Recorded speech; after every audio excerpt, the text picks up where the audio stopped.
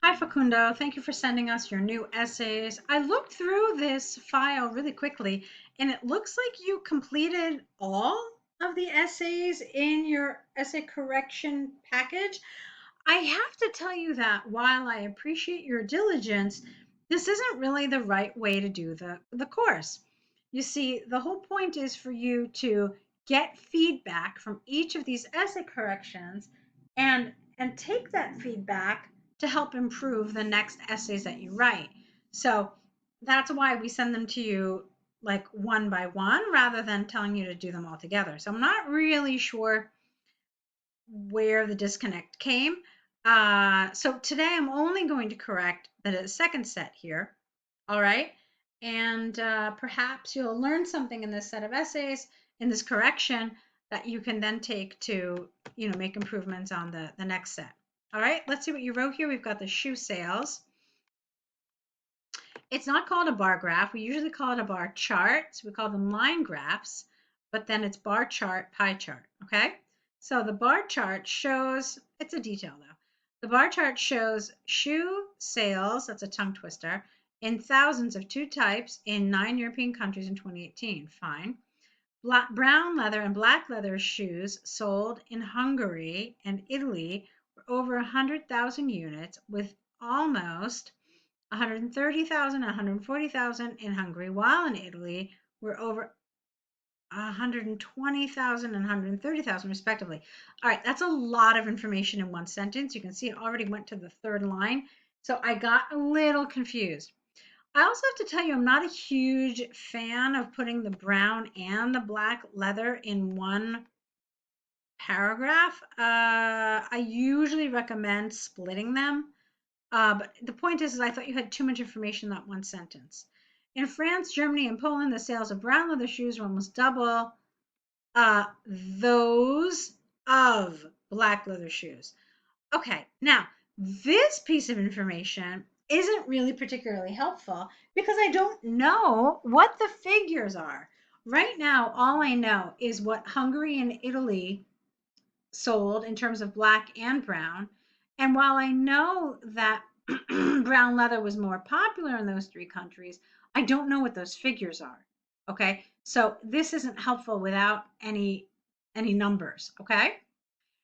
In Ireland and Holland, brown leather shoe sales, not shoes, shoe sales were nearly 25% more than black leather shoes. Finally, Belgium had the greatest difference between black leather shoe sales, comma, 1,000% more than brown leather shoes. Again, having these comparisons is not helpful because the only data I have right now is this 130, 140, 120, and 130,000. That's it.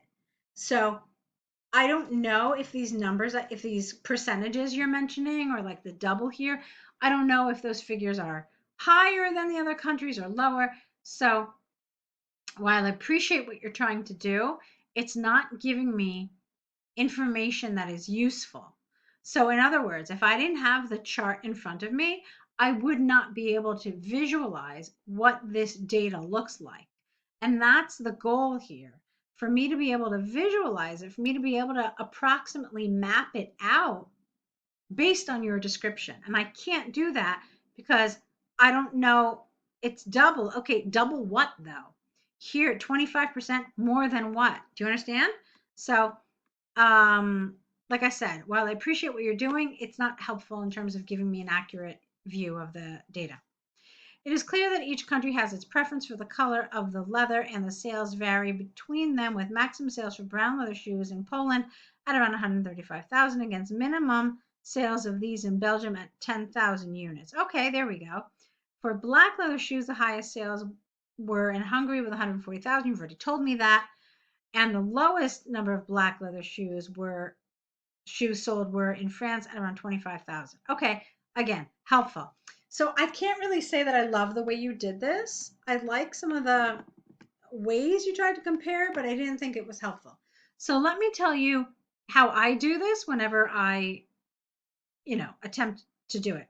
So I have my introduction similar to yours, and then for my overview, I would probably say the highest shoes sold were black in Hungary, and the least sold were brown leather in Belgium. Okay, that's my overview. Then I do what you did with using these numbers along the side, but what I do is I have a separate paragraph for black and a separate paragraph for brown. So I start with black because it's the highest figure on the chart. So you want to emphasize that. These are the kinds of things that you want to signpost. So I would say that as far as black leather shoes are concerned, 3 countries sold over 100,000. Specifically, Hungary sold the most of any shoe type with 140,000 black leather shoes sold.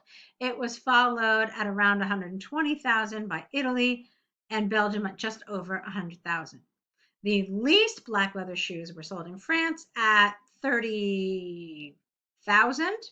The remaining countries, and then here I'd probably call them by name, I would say UK, Germany, Ireland, Holland, and Poland, all sold between 50,000 and 100,000 black leather shoes. Okay, I don't really care about these numbers. They're not too important to me. Okay, but I did talk about those top 3. I talked about the bottom, and so I'm fine. Then I would do something very similar with the brown leather shoes. All right, I would say while numbers were smaller, 4 countries sold. I would say while numbers were smaller than the black leather shoes, 4 countries sold over 100,000. Specifically, Poland had the most at whatever. Germany and Hungary each sold X, and Italy was just over 100,000, Belgium again, and then blah. Those 1, 2, 3, 4 countries in the middle. That's it. Okay? So that's how I would do that. I hope that helps. I hope that gives you some ideas about how to organize, because remember, the goal is to give information in such a way that the person reading it can more or less envision what you're looking at. Now let's take a look at traditional food, fast food. Let's see what you wrote. Experts in nutrition and health debate about the negative impact of fast food replacing traditional meals in today's society. Okay, I strongly agree with this statement. Okay, this essay will discuss these impacts using examples to demonstrate points and prove arguments. All right, now let me tell you what the problem is with this sentence here. You said that you strongly agree with the statement, but you didn't really make a statement. You just said that they're debating. Okay, a debate means that they're talking maybe about the positives and the negatives. A debate means that there's differing viewpoints. So to tell me that they're debating about the negative impact, it's kind of as if you're saying, well, some people are saying it's bad, and some people are saying it's not so bad, and other people are saying it's good. So you can't really say that you strongly agree with this. Do you understand what I mean? You can't strongly agree with a debate, because a debate, by definition, means discussion of different viewpoints. Okay? So what would have been better here is experts in nutrition and health are concerned about, are expressing concern about the negative impact of fast food replacing traditional meals. Okay? And then I also wouldn't say I strongly agree with this statement. You could maybe then say, I strongly agree that this trend is creating a problem. All right, because it's the trend we're concerned about. You're agreeing that the trend is a problem. Okay. All right, let's see what you then said. There is ample evidence that families are eating more ultra processed food. I don't like ultra, just say processed food, because of the high cost of nutritional food and the time it takes to prepare this. First, the central reason is that how about this? Most parents have to work full time or even have 2 jobs, reducing the time that could be invested in cooking nutrition. I don't like nutritional, it should be nutritious meals for their family. For example, a recent report from the WHO showed that 85% of the parents in third world countries work full time, and consequently their children, singular, not singular, but no S, it's irregular, that their children get their meals from a fast food shop instead of the balanced meal cooked at home. Okay. All right. Secondly, the difference in cost between healthy and unhealthy food increases the chances of eating, again, ultra processed. I don't know why you're saying ultra. because of its lower price. For example, the latest report from the National Market Institute shows that a meal at McDonald's costs one meal costs 30% less than a well-balanced meal from HelloFresh. Therefore, it is conclusively clear that traditional food is being replaced by fast food because it is time-consuming to prepare homemade meals and is more expensive than junk food. All right, let's talk about how on topic this is. All right, so check it out. Do you see this first sentence? This is the given. This is what they're telling you is fact and it's irrefutable. Traditional food is being replaced by fast food. So that's not up for debate. What is up for debate is if this change has a negative impact on families, individuals, and society. That's what they're asking you. So this is what's happening. We know it to be true. There is no question about it. Does it have a negative impact on families, individuals, and society? That's what your paragraph should be about. All right. If it has an impact, you said it does. So that's what you're supposed to tell us here. You're supposed to talk about not whether this is a situation that's happening or not, but the negative impact of it. Okay. So you told me 85% of the parents are doing this. You told me that it's cheaper. I'm not concerned about this. I want to know about the negative impact. Okay. So I do feel like this was not hitting the topic the way it needed to. Okay. So if you're wondering how you should have addressed it, you should have talked about the negative impact it has on families. For example, families are spending less quality time together. In the past, when people did create traditional meals, family members would gather around and help each other in the kitchen to cook these meals. They would also talk about their day, and it was a way for families to bond over these traditional meals. Now, this is lost because family members quickly grab something, on the street, eat potentially alone. Therefore, a lot of family bonding is gone. And this is why it has a negative impact on families.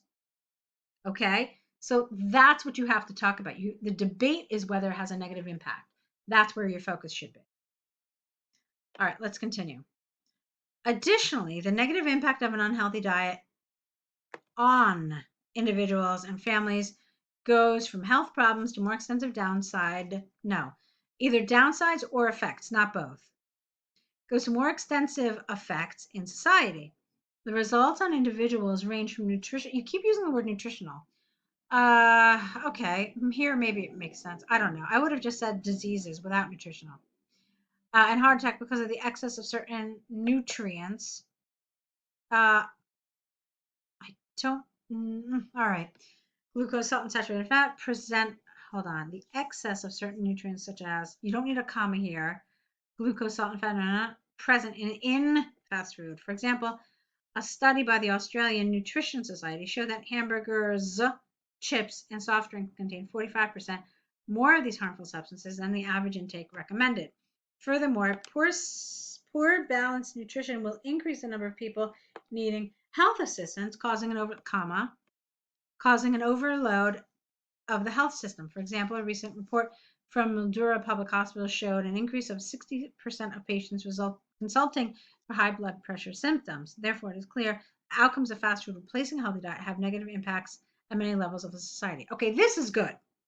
However, what I'm finding is that this is what I wanted you to talk about, but you really covered everybody, didn't you? I mean, you covered individuals. Well, yeah, you say family, but really you talk about individuals in society.